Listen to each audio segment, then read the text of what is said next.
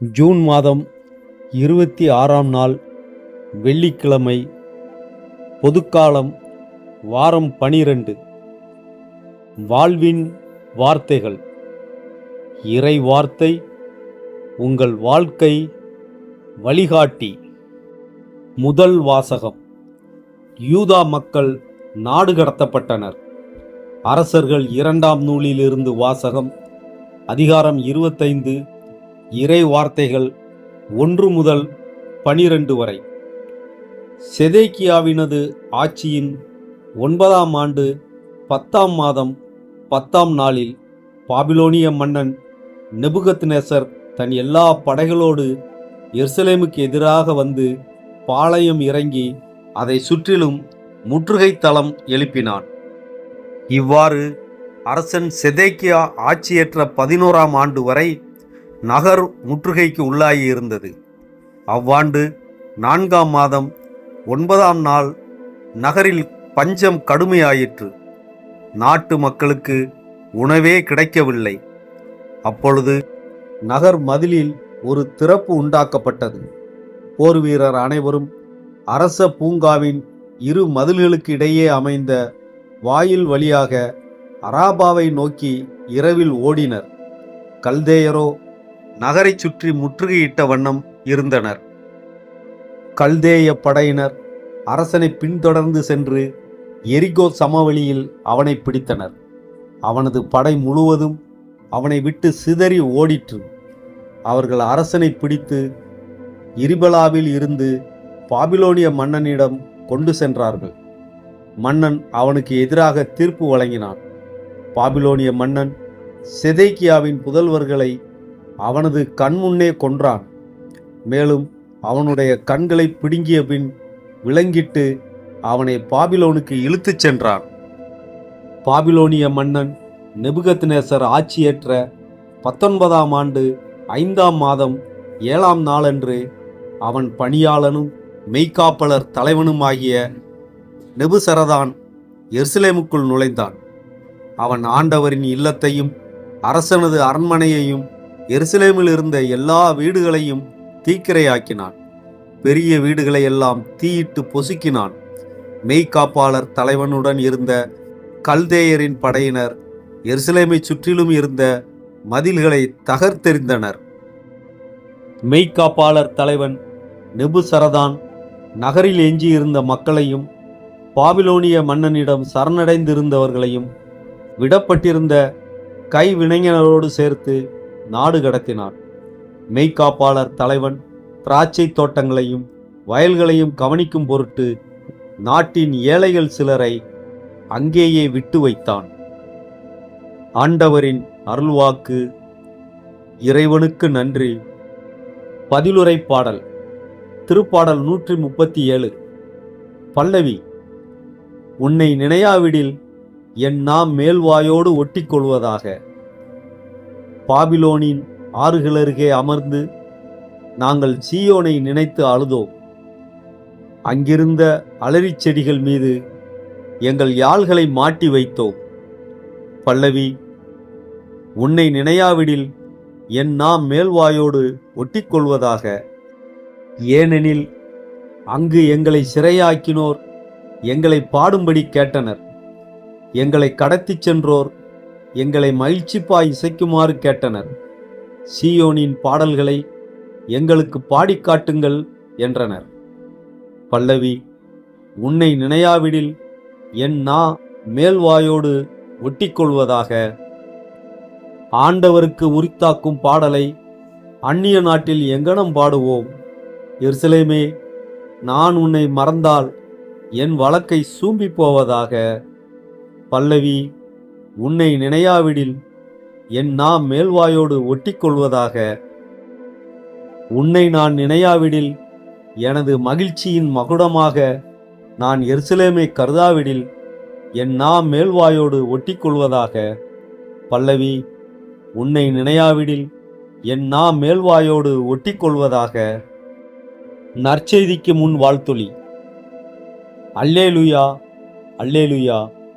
ஆண்டவர் நம் பிணிகளை தாங்கிக் கொண்டார், நம் துன்பங்களை சுமந்து கொண்டார். அல்லேலுயா. நற்செய்தி வாசகம். நீர் விரும்பினால் என் நோயை நீக்க உம்மால் முடியும். மத்தேயு எழுதிய தூய நற்செய்தியிலிருந்து வாசகம். அதிகாரம் 8, இறை வார்த்தைகள் 1 முதல் 4 வரை.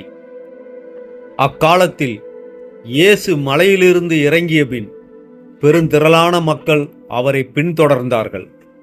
அப்பொழுது தொழுநோயாளர் ஒருவர் வந்து அவரை பணிந்து, ஐயா, நீர் விரும்பினால் எனது நோயை நீக்க உம்மால் முடியும் என்றார். இயேசு தமது கையை நீட்டி அவரை தொட்டு, நான் விரும்புகிறேன், உமது நோய் நீங்குக என்று சொன்னார். உடனே அவரது தொழுநோய் நீங்கியது. இயேசு அவரிடம், இதை எவருக்கும் சொல்ல வேண்டாம், கவனமாயிரும். ஆனால் நீர் போய் உம்மை குருவிடம் காட்டி மோசே கட்டளையிட்டுள்ள காணிக்கையை செலுத்தும். நீர் நலமடைந்துள்ளீர் என்பதற்கு அது சான்றாகும் என்றார். ஆண்டவரின் அருள்வாக்கு. கிறிஸ்துவுக்கு புகழ். ஜெபம்.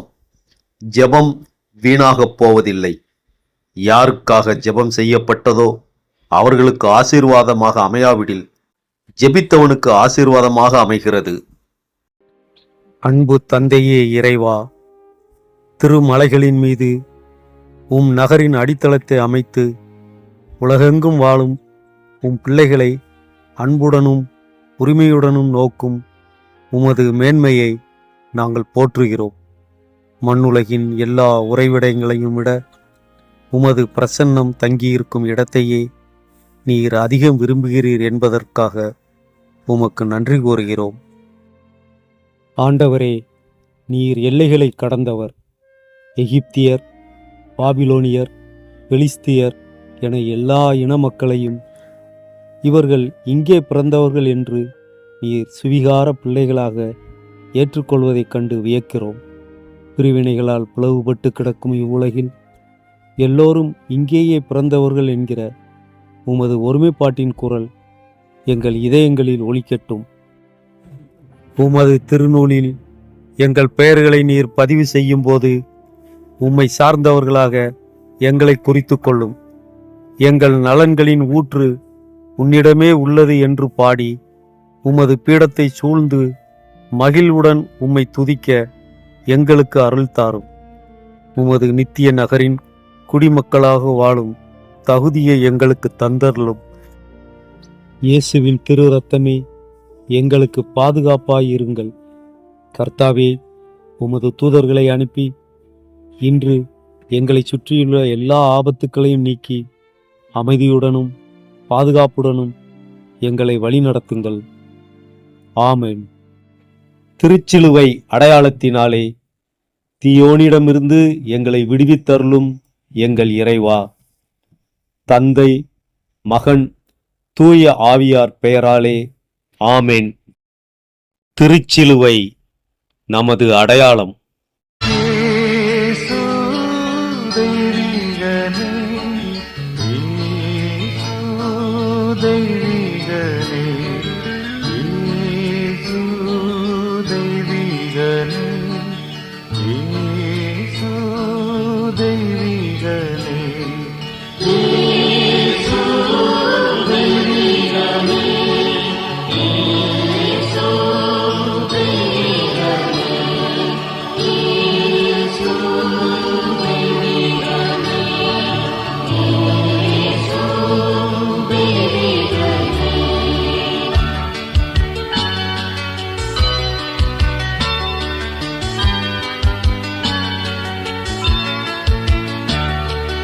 அருளும் தயவும் நிறைந்தவா, அமிர்த போஜனமே,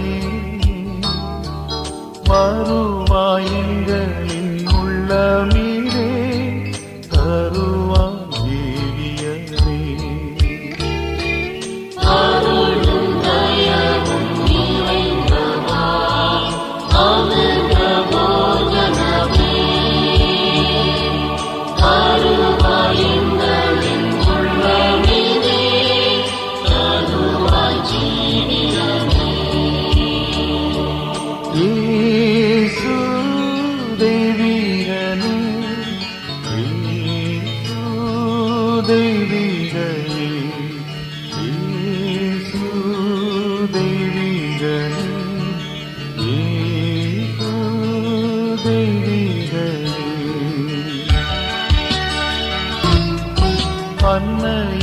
அன்பையும் வென்றவனே, ஆருயிரிந்தவனே,